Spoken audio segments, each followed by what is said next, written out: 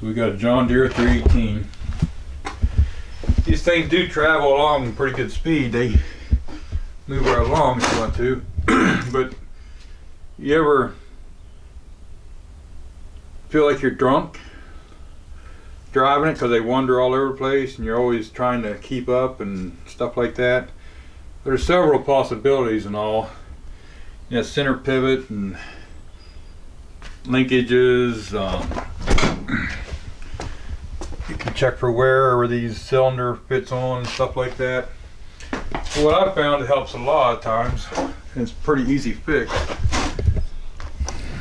Let's see if I can get some light on it. Okay, so you got these bolts, one on either side, 15/16.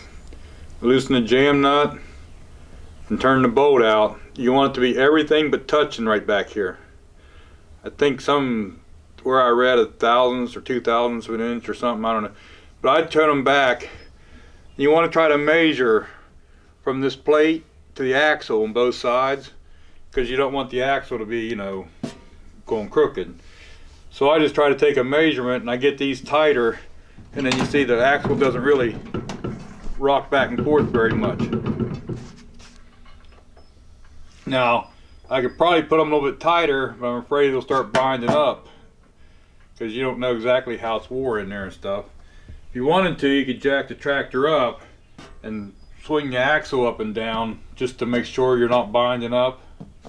But that right there makes a big difference in how they drive. It's not a fix-all so it'll make it drive like a Porsche, but adjusting the slop out of both sides will really help improve driving.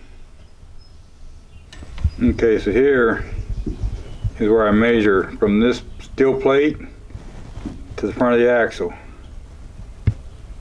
Okay, now they do, or I know they did make a replacement piece that would fix this if this plate got worn out.